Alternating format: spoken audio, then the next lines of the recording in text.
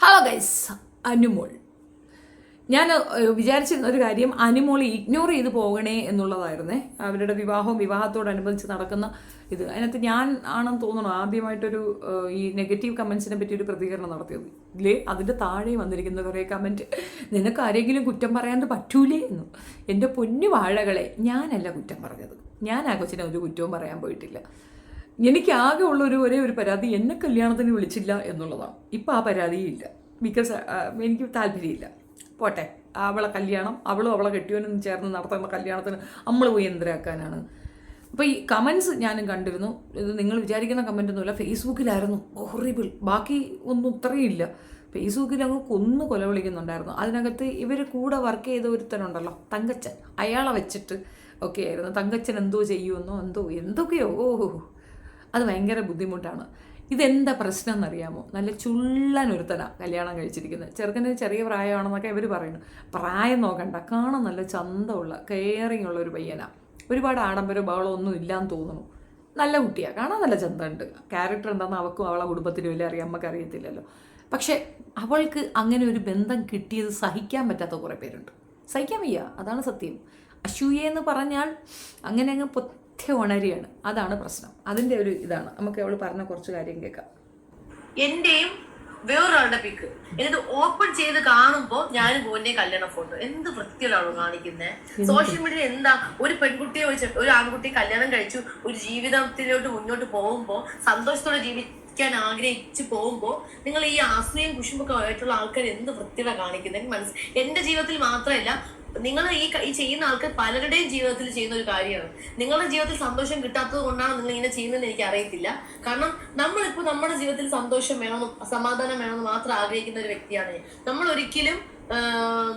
ഞാൻ ഒരിക്കലും വേറൊരാളുടെ ജീവിതത്തിൽ മോശം ആണെന്ന് വിചാരിച്ചിട്ട് ഞാൻ പോയി കമന്റ് ഇടുകയോ ഞാൻ പോയി അവരുടെ ജീവിതം നശിപ്പിക്കാനോ ഞാൻ പോകാറില്ല.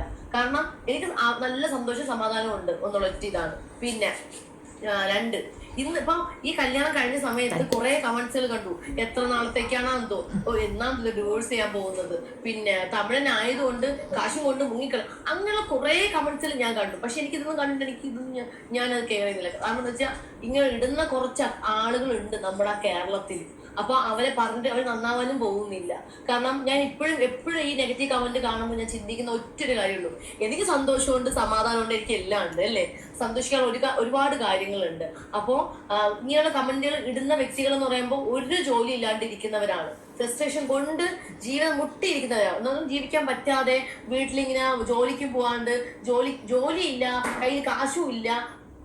പറഞ്ഞങ്ങ് കാട് കയറണം. എന്തരാവുന്ന എന്തോ. പോട്ടെ, നമ്മൾ കണ്ട കാര്യം പറഞ്ഞതേ ഉള്ളൂ. ഒറ്റ കാര്യമുള്ളൂ. ഇനി ഇവരൊരു ഇത് പറഞ്ഞത് പോരാതെ ഇവരൊരു പോസ്റ്റ് ഇട്ട് വെച്ചിട്ടുണ്ടായിരുന്നു. ആ പോസ്റ്റ് ഞാൻ വായിക്കാം. ഹായ് ഫ്രണ്ട്സ്, എൻ്റെ ഈ വ്ളോഗിന് താഴെ വന്ന ചില കമൻറ്റുകൾ കണ്ടു. അതിനെക്കുറിച്ച് ഒരു ചെറിയ കാര്യം പറയാനുണ്ട്. ഇത്രയും നാൾ എൻ്റെ വ്ളോഗുകളിൽ ഞാൻ മാത്രമാണ് ഉണ്ടായിരുന്നത്. അതുകൊണ്ട് സംസാരിക്കുന്ന രീതിയും എനർജിയും നിങ്ങൾക്ക് പരിചിതമായിരുന്നു. ഇപ്പോൾ എൻ്റെ ജീവിതത്തിലേക്ക് ഒരു പുതിയ വ്യക്തി കൂടി വന്നിരിക്കുന്നു. സ്വാഭാവികമായും അതിൻ്റെ സന്തോഷവും ആവേശവും എൻ്റെ സംസാരത്തിലും പെരുമാറ്റത്തിലും കാണും. കല്യാണം കഴിഞ്ഞ ഒരു പെൺകുട്ടി ഒരു പുതിയ ജീവിതത്തിലേക്ക് കടക്കുന്ന സമയമാണിത്. സന്തോഷം കുറച്ച് കൂടുതലായിരിക്കാം, സംസാരവും കുറച്ച് കൂടുതലായിരിക്കാം. നീ പണ്ടും ഭയങ്കര സംസാരമാണല്ലോടേ. അതിനെ ഓവർ എന്ന് കാണാതെ ആ നിമിഷത്തിൻ്റെ സന്തോഷമായി കാണാൻ ശ്രമിക്കണം. ഉപദേശമാണ്. എൻ്റെ ഭർത്താവ് മലയാളിയല്ല, നല്ല കാര്യം. തമിഴ്നാട്ടുകാരാണ്, അതും നല്ല കാര്യം. പുതിയൊരു ഭാഷയും പുതിയൊരു പ്രേക്ഷക സമൂഹവും നേരിടുമ്പോൾ ആർക്കും കുറച്ച് ഷൈ ഉണ്ടാകും. അതുകൊണ്ട് അദ്ദേഹം കുറച്ച് മിണ്ടാതെയോ സംയമനത്തോടെയോ ഇരിക്കുന്നുണ്ടെങ്കിൽ അത് അദ്ദേഹത്തിൻ്റെ സ്വഭാവം മാത്രമാണ്, മറ്റൊന്നുമല്ല.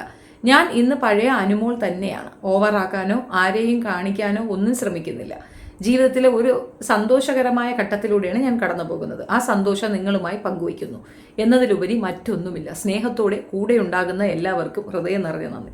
അതിനെയൊക്കെ ജീവിക്കാൻ വെറുതെ അതിനെയൊക്കെ ശല്യം ചെയ്യാതെ അതൊക്കെ എവിടെയെങ്കിലും പോയി ജീവിച്ചു കൂട്ടുന്നു.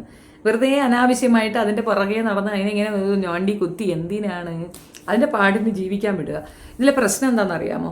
ഒന്നാമത്തെ കാര്യം അസൂയാണ്. ആ കുട്ടിക്ക് ഇങ്ങനെ ഒരു ബന്ധം കിട്ടിയത് ആരും പ്രതീക്ഷയില്ല. ഒരു സെക്കൻഡ് മാരേജ് ഉള്ള ഒരു വ്യക്തി, കുറച്ച് പ്രായമുള്ള ഒരാൾ അല്ലെങ്കിൽ എന്തെങ്കിലുമൊക്കെ ആർക്കെങ്കിലുമൊക്കെ ഒരു കുറ്റം പറയാനുള്ള എന്തെങ്കിലും ഒരു സാധനം കിട്ടുന്ന ഒരുത്തനായിരുന്നെങ്കിൽ എല്ലാവരും ഒന്ന് ഹാപ്പി ആയേനെ. ബിക്കോസ് അവൾ ഒരുപാട് പേര് ആഗ്രഹിച്ചിരുന്നു, ഒത്തിരി പേര് വിവാഹം കഴിക്കാൻ ആഗ്രഹിച്ചിരുന്ന ഒരു വ്യക്തിയാണ് അനുമോൾ. അതിനകത്ത് തന്നെ ഉള്ള ഒരു ശൈത്യയുടെ കൂടെ ഒരുത്തം നടക്കുന്നില്ലേ, ആ പയ്യനെ എല്ലാവർക്കും ഭയങ്കര സംശയമായിരുന്നു അവളോട് ഇഷ്ടം പറയുമോ ഇല്ലയോ എന്ന്. പിന്നീട് അവൻ പെട്ടെന്ന് ഔട്ടായപ്പം നമുക്കൊക്കെ എനിക്ക് ഭയങ്കര വിഷമമായിരുന്നു. ഒരു ലവ് സ്ട്രാറ്റജി അതിനകത്ത് ഉണ്ടായിരുന്നേനെ.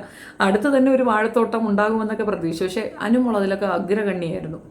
അങ്ങനെയൊന്നും പിടികൊടുക്കുന്ന വരാലായിരുന്നു പുള്ളിക്കാരത്തി എന്നാണ് മനസ്സിലായത്. അങ്ങനെയൊന്നും പിടികൊടുക്കില്ല. പിന്നെ ഉള്ളതെന്ന് പറഞ്ഞാൽ ഈ പറയുന്ന മറ്റേ പുള്ളിയുടെ ഫാൻ ഫെയിം, അത് ഇത്തിരി പ്രശ്നമാണ്.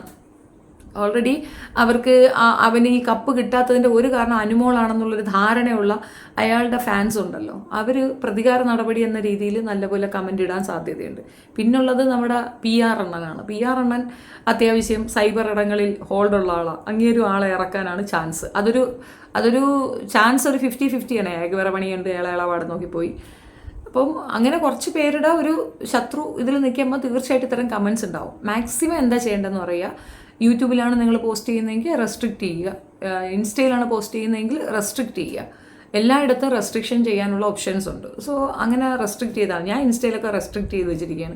അനാവശ്യമായിട്ട് വന്ന് തെറി വിളിക്കുന്നവർക്ക് എൻ്റർടൈൻമെൻറ്റ് ഇല്ല. അതേപോലെ ഫേസ്ബുക്കിൽ ചില വിഷയങ്ങൾ മാത്രം ഇട്ട് കൊടുക്കും. നമുക്കറിയാമോ, ഈ ബാഡ് കമൻ്റ് ആണെങ്കിലും കമൻറ്റ് കൂടുതൽ വന്നു കഴിഞ്ഞാൽ റീച്ച് പോകും. പക്ഷേ താല്പര്യമില്ല. മര്യാദയ്ക്ക് കമൻറ്റ് ഇടുന്നവർ ഇട്ടാൽ മതി. ഇത്തരത്തിലുള്ള മനോവൈകൃതമുള്ളവരവിടെ കമൻറ്റ് ഇടണ്ട എന്നുള്ളത് എൻ്റെയും തീരുമാനമാണ്. അത് നല്ലൊരു ഓപ്ഷനാണ്. കിക്ക് ഔട്ട് ചെയ്യുക എന്നുള്ളതാണ്. ഇത്തരം ആൾക്കാർ സോഷ്യൽ മീഡിയയിൽ കിടന്ന് നെഗളിക്കുന്നതിനെതിരെ കർശന നടപടിയും കൂടെ എടുക്കണം. പക്ഷേ ഈ ഒരു വിഷയത്തിൽ ഇപ്പോൾ വിവാഹമൊക്കെ കഴിഞ്ഞ് സ്വസ്ഥമായിട്ടിരിക്കുന്ന ഒരു അവസരത്തിൽ വെറുതെ കേസും വഴക്കും കൂട്ടുമായിട്ട് പോവാതെ ഇതൊക്കെ അങ്ങ് ഇഗ്നോർ ചെയ്തിട്ട് മൈൻഡ് യുവർ ഓൺ ബിസിനസ് ചെയ്യാറ്. അവർ പറഞ്ഞാൽ നിങ്ങൾക്ക് എന്താണ്, അസൂയ കൊണ്ട് പറയണതാണെന്ന് കോമൺ സെൻസുള്ള ഓരോ വ്യക്തിക്കും മനസ്സിലാകും. പക്ക അസൂയാണല്ല, ഒന്നുമല്ല. അത് അതിൻ്റെ പടി നോക്കി പോട്ടെന്ന്. ഇനിയിപ്പോൾ അതിനെ തിരുത്താനോ അല്ലെങ്കിൽ അത് നന്നായി വരാനോ, പിന്നെ ഇനി ഈ പറയുന്ന പയ്യനെ അവൾ തേക്കുകയോ അല്ലെങ്കിൽ അവൻ അവളെ തേക്കുകയോ ഒക്കെ ചെയ്താൽ നമുക്കെന്ത് കാര്യമോ? എന്തെങ്കിലും ചെയ്തുകൊണ്ട് പോയിട്ട് അവർ സേഫാണോ, സെക്യൂറാണോ? പിന്നെ ഈ കുട്ടി ഇത് പബ്ലിക് ചെയ്യാതെ കുറേ നാൾ ഒളിച്ചു വെച്ചിരുന്നില്ലേ, അതിൽ തന്നെ ആ കുട്ടി പേടിക്കുന്നൊരു ഇതുണ്ട്. അത്രത്തോളം ആൾക്കാർ അവളുടെ കല്യാണം മുടക്കാനുണ്ട് എന്നുള്ളത് അവളുടെ തിരിച്ചറിവാണ്. അതുകൊണ്ടാണ് അവൾ അങ്ങനെ ചെയ്തിട്ടുള്ളത്. എന്തായാലും ഇത് ഇത്തരം പ്രകാരം വരെ എത്തി. ഇനി മുന്നോട്ട് നന്നായിട്ട് തന്നെ പോട്ടെ. തമിഴ്നാട് വിചാരിക്കുന്ന അത്ര ഈസി ഗോ അല്ല. അതൊരു കാര്യം ഈ ഹേറ്റേഴ്സിന് ഞാൻ പറഞ്ഞുതരാം. തമിഴ്നാട് ഇത്തിരി പ്രശ്നമുള്ള സാധനമാണ്. നമ്മളൊരു 50 വർഷം പിന്നോട്ട് സഞ്ചരിച്ച അങ്ങനെയുള്ള മനോഘടനയുള്ളവരാണ് തമിഴ്നാട്ടിലുള്ളവർ. മോഡേണിസമൊക്കെ കൊണ്ട് അങ്ങോട്ട് കുത്തിക്കയറ്റാൻ നിന്ന് അടി പറ്റിക്കും അവർ. അപ്പോൾ അത് മനസ്സിലാക്കി പോകുന്നതായിരിക്കും നല്ലത് എന്നുള്ളതാണ്. തമിഴ്നാട് ഇത്തിരി പ്രശ്നമുള്ള ഒരു ഏരിയയാണ്. ചിലരൊക്കെ കുറേയൊക്കെ അനുഭവിച്ച് കൊടുക്കുമെങ്കിലും അവിടെ അത് ഇച്ചിരി പ്രശ്നമാണ് എന്നുള്ളതാണ് ഞാൻ മനസ്സിലാക്കുന്നത്. അനുമോൾ അതൊക്കെ അഡ്ജസ്റ്റ് ചെയ്ത് പോകും. കാരണം ഒരു കുല പരിവേഷമാണല്ലോ മൊത്തത്തിലുള്ളത്. അപ്പോൾ നല്ല സക്സസ്ഫുൾ ലൈഫ് ആയിക്കോട്ടെ തന്നെ. ഇയാളുടെ തന്നെ ഒരു ചാനൽ ഞാൻ കണ്ടു, ഭുവനേഷിൻ്റെ ഒരു ചാനലുണ്ട്. ചെറിയ സബ്സ്ക്രൈബേഴ്സൊക്കെ ഉള്ളൂ, പക്ഷേ അത്യാവശ്യം അയാളും വ്ലോഗ് ചെയ്യുന്നുണ്ട്. സോ മേ ബി ഫ്യൂച്ചറിൽ വേറെ ഒന്നുമില്ലെങ്കിലും വ്ലോഗിങ്ങിലൂടെ ആയിരിക്കും അവർ ഉദ്ദേശിക്കുന്നത്. ഒരു പേളി മാണി ലൈനാണ് രണ്ടുപേരും പിടിക്കാൻ ഉദ്ദേശിക്കുന്നതെന്നാണ് തോന്നുന്നത്. പിന്നെ ഇവർ പ്രീ വെഡ്ഡിങ് ഷൂട്ട് അല്ലെങ്കിൽ വെഡ്ഡിങ് ഷൂട്ട്, മെഹന്തി ഷൂട്ടൊക്കെ എടുത്തതിനകത്തുള്ള കുറേ പ്രോബ്ലംസ് ഉണ്ടല്ലോ, മീൻസ് നമ്മൾ ഷൂട്ട് എടുക്കുന്നതിൻ്റെ ഇടയ്ക്കുള്ള അതൊക്കെ എടുത്ത് പബ്ലിഷ് ചെയ്യുന്നുണ്ട്.